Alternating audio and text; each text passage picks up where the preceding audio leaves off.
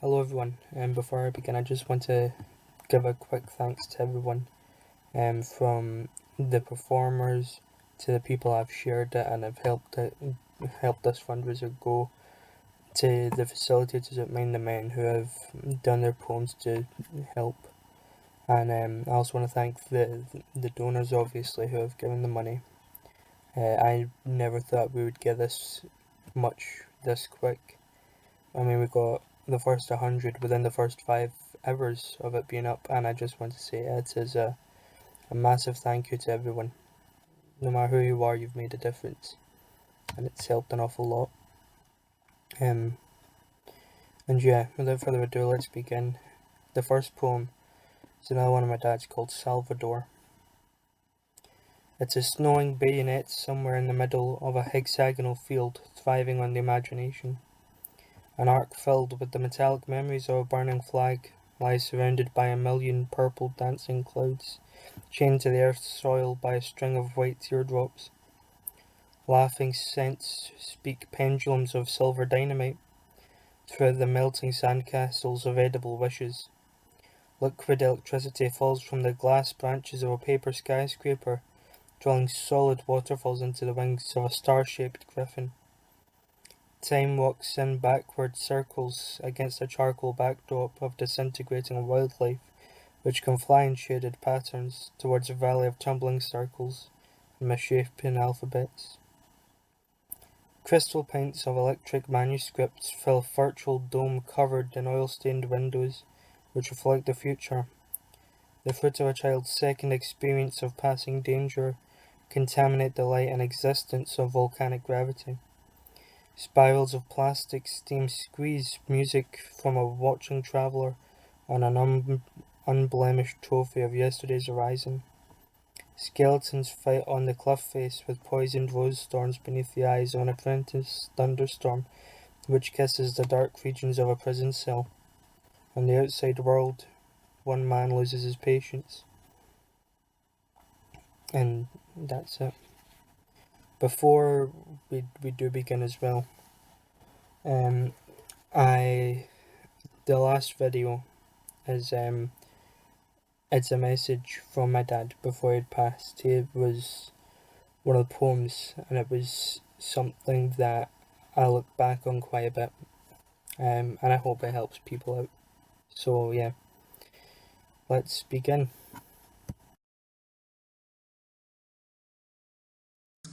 This is called Forgive Yourself. Those who hurt you should ask for forgiveness, and you should grant forgiveness to those who hurt you. But it doesn't have to happen in that order. And the very first person that you should forgive is yourself for allowing yourself to be hurt.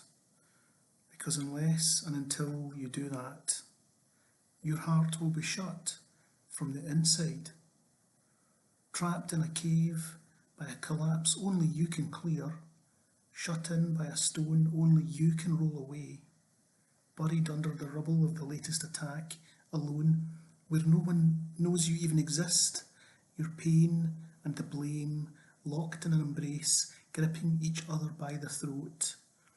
And you won't be able to believe love is anything other than an elaborate ruse, a ploy, a stratagem, a manipulation, a lie, whose methods you don't understand, but whose purpose is only ever to control you. And as you try to fit in and go with the flow with those who humiliated and abandoned you, the flow eventually overwhelms and drowns you. I know it's hard. I know it seems impossible.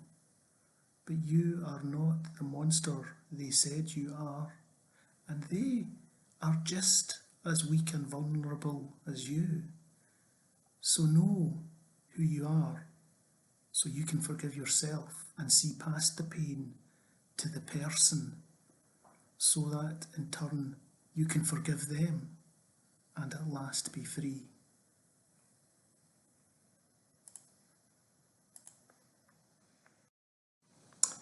This is called Alone.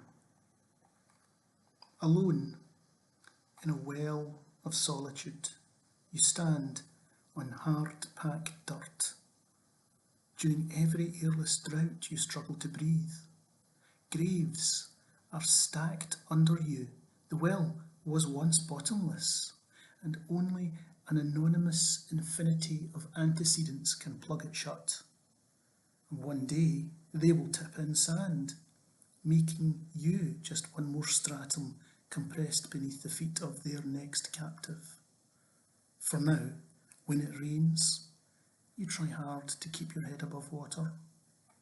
But remember this, you are not alone. The world is a honeycomb, the shafts isolating us adjacent. The well I'm in is next to yours. We are a subterranean commonwealth if we just believe in each other. These cylinders, an artillery of love from which we erupt, our hearts divided from each other, joining as constellations on which gods look, sighing for madness out of their reach.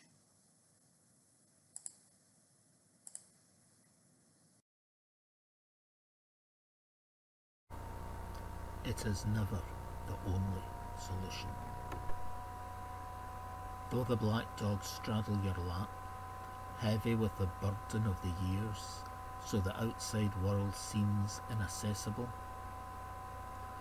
though your spirits sink to your shoes, so that no wave of joy rises in your breast, though the fire be extinguished, the flint damp, and the past's soaring creations seem flat, it is never the only solution. Though the world fail to recognise you for what you are, or to value how you make it a better place, it is never the only solution. Yes, there are those who would not care. Yes, there are those who would be relieved. And, yes, there are even those who would dance on your grave.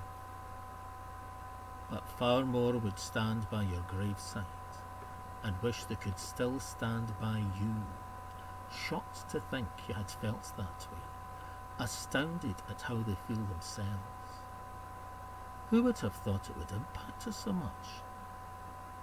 Sad they had not known your thoughts, and wishing they had done, wishing they had been there, been beside you, the helping hands, the direct, no-nonsense analysis, the silent presence that need offer no words. Never think you are not cared for, appreciated, loved, for you have touched many lives and left them enriched. Let that sink in, and reap the fruits of the labour of life, for loving one another, caring, sacrificing, suffering for one another is part of our divine purpose, and receiving that back is your due. It is never the only solution, but if it ever seems so, for the love of God and the love we bear you, let us know. Hi, I'm Angie Strachan, and I've got a couple of poems for you. I tried really hard to find a poem that I'd written that had a reference to R2-D2 in it. People from Words and Music will know why I'm mentioning that. But I found a poem that I wrote about play, and certainly Stevie had a very playful heart, and that was one of the things that we all were very fond of. And this poem is about, in order to be creative, you need to have a kind of playful, fun heart. And it's called Play is a Superpower. Years may give one the wisdom of Yoda, To be a true Jedi Master, feel the force of the inner child, dare to play. Play is a superpower. Thinking outside of the box requires taking the time to draw outside of the lines. Isaac Newton took a long, languid walk to the park, sat under a tree with his back to the bark, a simple pleasure, enjoying nature. In a moment of quiet contemplation, an inspiration fell from heaven. He solved a problem he just couldn't grapple when he was hit on the head with an apple. Through the power of play came his theory on gravity. Albert Einstein, when trying to calculate distance and time, the cosmos confused, mathematics became dim. The universe whispered its magic to him. Go to the kitchen with your violin. As Einstein played a Mozart sonnet, a light bulb moment, he shouted, I've got it! From the power of play came his theory of relativity. Let's remember the great Carrie Fisher, who played my childhood hero, Princess Leia. Years may give one the wisdom of Yoda, but to be a true Jedi Master, one must feel the force of the inner child and dare to play. Play is your superpower. My next poem is about a dog, which isn't surprising because I get a lot of inspiration from my dog. He is my muse, so that's why the next poem is about my dog. It's called A Dog's Life. Mid-morning, lockdown Labrador snooze, while in slumber muffled barking, twitching paws, canine sleepwalking, talking. Archie dreams of a dog's life, an impromptu car journey. He'd out to the windy lugs and tongue blowing in the wind, nostrils flare, inhale the scent of salty sea air. This walk lasts longer than an hour. In this walk he can truly be outside, chase tennis balls and seagulls, roll in sand dunes, jump the crest of waves, get up close and personal, scadge biscuits from the pockets of random people, sniff other dogs' nose to tail, find a dead jellyfish and pee in it.